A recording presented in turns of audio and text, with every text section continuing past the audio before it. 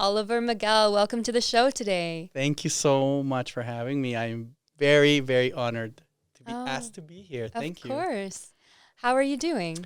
I'm doing as good as one can be during the circumstances. Mm-hmm. It's been tough for a lot of artists and performers, but I think I try to stay positive. Daily practices of gratitude and things like this that help me to maintain a positive outlook. But I do miss performing with my friends and seeing my supporters and just making music and expressing love and joy in a room. But yeah, how are you doing? I'm great. That was a deep answer. I mean, well, a lot has happened. Yeah. A lot has happened since I've seen you too. So You're a very multi-talented performer. I've actually performed with you before in the past. You were playing the saxophone, and today you've got a guitar in your hand. Yeah, that's right. I remember performing with you. I think one of the first time that I performed with you, at least, it was at the place is it called the Palace? Yes. It's called the Palace. It was, I don't know what the event was for. I remember. It was a Red Cross fundraiser. Oh my goodness. Mm-hmm. And I remember you were playing an Alicia Keys song, and you killed it, of course. Thanks. And I think I was playing bass for you, actually. Yeah. Well, actually, I think someone else was playing bass. I remember you playing saxophone because I don't know too many people that play saxophone. Okay. And it's like the first time I've seen it live. And it's so funny because we didn't even do a sound check. I literally got off the airplane and then went straight to the venue and then just got on stage, and then we had not even practiced, and then we just went. It's so interesting how that is the case for a lot of shows. Sometimes that happens and people are always, or audiences sometimes are surprised to know that very little rehearsal has happened, or you haven't even met the artist you're performing with. I hadn't even met you yet. Right. Do you find that happens quite a bit when you're performing? Because you've done a ton of events. You have so much experience. Yeah, it has happened to me quite often where I've performed with very, very accomplished artists like yourself, and they will fly in an artist. We will have rehearsed, and then they don't even do the sound check. They literally just show up and we do the show with them. Most of the time that works really well if they fly the musical director ahead of time. Mm-hmm. So sometimes promoters or producers for big shows will do this to save a lot of money, because hiring or flying all their band or orchestra to another city, instead they'll hire local ones and pay them a little bit less, obviously, and no flights, no hotel rooms, no visas to worry about. And that way they fly out the main artists, which are usually the lead artist and the musical director. And I've had a lot of experiences like that where I don't know the artist at all. And it's a wonderful experience, actually, because it's you just you have to go. The show is on and you go, and then you hopefully get to meet the artist after the show. But it's been like that, and that's how we met. Yeah, I know. Isn't that interesting? But isn't that so much fun? Like, you get on stage and you just have to perform. That's right. And yeah, you have to be in the moment. I think that's one thing that performing music, at least, is very important, that you're just in the moment. Because as soon as you start thinking about, did I leave the stove on? What am I going to have for dinner? Then you're not present in the moment. Mm-hmm. And I think performing music naturally obligates you to be in the moment, which is really, really, really special, because I know a lot of art forms do, even like painting, you have to be there. But I find that being in the moment really helps to do your best in that spot. Oh, that's so true. Yeah, it's something that's so creative, and it's hard to encapsulate in words. I agree. It is hard to encapsulate, but it's a thing that I've been aware of. You just breathe and you are there in that moment. And also, you have to be so much in the moment. You can't even think about the beat that just happened or the beat that's coming up. You think about that bar, that measure you're in right now. You have to be so present in order to do. I find that is the best time that I perform, is when I'm just completely in the moment. Mm-hmm. Oh, for sure. I could see that. So you have such a lively performance. Do you have a favorite instrument that you like to play? I know that you're very multi-talented. Do you prefer one over the other? I think it goes in strides. As as in like sometimes I will gravitate to one instrument for that week or that day or that month, and then I'll gravitate to a different one. I fell in love with the saxophone first. I would say that was my first love. And then since then, I've always just been hungry to learn and hungry to do as much exploring as I can, and even including now, I'm really like on the way here, I was practicing vocals because that's what I'm into today. Mm-hmm. Yeah. Are you working on any new tracks that you're going to be releasing? Yeah, I'm glad you asked, actually. We are releasing a song at the end of this month, June 25th. I don't know when this podcast will air. Having said that, on June 25th, I have this song called Pam and Jim that is being released. And I'm really excited. It's a really special track, a little different than my other stuff because it was inspired by Pam and Jim from the hit show The Office. Oh, okay. So if you've ever watched that show, there's like a office romance that occurs between Pam and Jim. And I think anyone who's watched the show can really you just are sucked into that 10 seasons of romance that happens. Anyways, the song was inspired by their love story. And the song is called Pam and Jim, like I said. And I believe it's a really special song where it features a lot of my instruments, including vocals, and it also features a local vocalist here in Calgary named Sonia DeLeo, who I had the pleasure of co-writing the song with. And the two of us wrote the song during the lockdown. We just had a FaceTime conversation, and we started to write the song that way.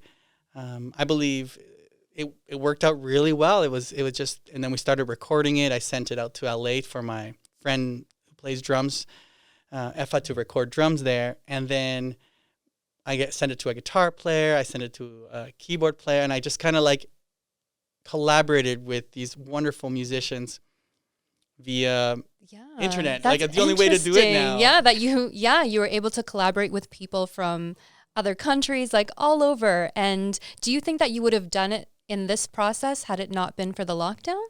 I think the lockdown forced me to think creatively of how do I collaborate with artists that I would love to. And it was cool because I could reach out to other artists who I hadn't worked with, for example, with Effa for over 10 years, last time we performed together. And it was so nice to just reach out to people I had maybe wouldn't have thought of if we didn't have a lockdown. And so I reached out to him, and of course Sonia recorded some vocals on it, and it's a duet essentially, the song. And it should be, I think, if you're thinking about this romance between these two. And I play the male part, she plays the female part, and it's a beautiful song. I'm really excited. It's groovy, it's old school, and I'm excited for you to hear it, actually. Yeah, definitely. We'll have to look out for that June 25th. Wow, I will have to also watch The Office as well so I can understand the romance going on there. Watch out. It's a slippery slope. You're going to like it. I know it's a popular show. Yeah, you watch a couple episodes and and then you're just hooked. At least that's what happened to me. And I had watched it before, years ago when I guess it was a little more popular. And then during the beginning of the lockdown, I don't know, we watched the one episode or two episodes, and then we started binge watching it like crazy. And so I think that was obviously part of why it was inspired by. I just felt wow, that love story is so unique and special. And inspiration can come from anywhere. I agree. Where do you tend to get most of your inspiration, do you find? I think I just find it from day to day. I don't say that it's particularly in one thing. Sometimes I'll be inspired by a person or a moment or another song, or I'll have an idea on guitar and I'll be like, oh, that's nice. What does that make me think? And then do you go by feelings, or how? Very much. I see. So, you're very much in the moment. Yeah, I'm definitely inspired by emotions, and that's what, to me, sometimes music is the key, is the expression of emotion. And I also teach a little bit online, and I was teaching this really eager, hungry young sax player, and she was asking me about what should she do in regards to a certain element that we were learning or this talking about. And I gave her the little spiel. I said, you know what? I know a lot of teachers, they give a lot of rules out. This is how I do it. This is how it's been done. This is how you have to do it. And I told her that's not the way I believe music is, because music is the opposite. It's about freedom. Mm-hmm. It's not about rules. It's about freedom of expression and being free to do whatever you want. So music is freedom. And I told her, you do it the way you want to do it. And she loved that. And after our lesson, she just told me she played for hours, just going off of that idea. That's such good advice. Yeah, I think so. I think someone told me that at one point. I can't remember who, but I live by that. Where do you see yourself taking your music? That's a good question. Mm-hmm. Well, I hope that I can continue to sustain myself through music. I was doing pretty well in 2019. Mm-hmm. I would say I had my most prosperous year, and I was grateful for that. And it was a lot of work. I think we did over 230 shows in 2019. Wow, that's a lot of shows. Yeah. So it was very busy, and they were all very successful, and I was very happy. I couldn't have wished for a better year. And I was so happy for 2020 because it was looking like it was going to be even better. Mm-hmm. Not more shows, just maybe perhaps even more lucrative shows. And yeah, and of course, you know what happened. Yeah, I think people are very eager for things to get back to some sense of normalcy and really excited to see shows again. Yeah, so that's something to look forward to. I'm looking forward to seeing shows. There was a few shows at concerts that were supposed to come to town that I was looking forward to seeing that I hope can be, I know they're postponed until further notice, but I can't wait for them to actually happen. Oh, for sure. Do you have a dream venue that you would just love to perform at? Really, I've never thought of that question. Or maybe a location. I would love to go and perform at Madison Square Garden. Why not? Yeah. That would be fun. It is very iconic. Right? It's like, why not? Aim big. That would be a wonderful experience, I'm sure. And especially with the right people, it would be just unforgettable. Oh, for sure. And New York is such a great city. It is. It is. I've been there only once, and it was a long time ago. I think it was almost 18 years ago. Okay. And I was there for the, what was it called? It was like a music conference of education and whatnot. And I met so many wonderful people there. Mm-hmm. I met a lot of my heroes, as a matter of fact, musical heroes there. And I remember taking pictures with them everywhere on the elevator. I'm like, oh my God, can I take a picture with you? It was back before like selfies were a thing, but I was doing that. I was like, oh my God, look. I was so excited to meet all these wonderful people who I admired and respected, and to meet them because of this conference. It was really cool. Mm-hmm. Who are some of your inspirations? Well, back then I was studying jazz. I was a full-time university student studying jazz. So a lot of jazz icons, of course. And I think since things have evolved and you get to meet them, and most of them are so wonderful and humble and lovely people, and it's so inspiring to meet your heroes and find out they're just humble, regular people who are happy to meet you. Mm-hmm. And that's like something you take with you. You're like, wow. Yes. Respect. For sure. Yeah. I could definitely agree with that. Yeah. Have you met some of your heroes? Yeah, I have. And I've met some really, I guess you would call them really famous super celebrities. But when you meet them, they're so humble and down to earth. You just like them so much more, even more than you did before. I agree. Just like you're just a good, cool person. Yeah. I'm like, no wonder they're so successful. They're just awesome humans. Mm-hmm. That's for sure. how I think anyways. Yeah. Do you have any advice you would give to people that aspire to become a performer? Yeah. I mean, not only to become a performer, I think there's this book I read not too long ago. I reread. It's called, what is it called? Well, it's changed names because I read the revised version. Mm-hmm. And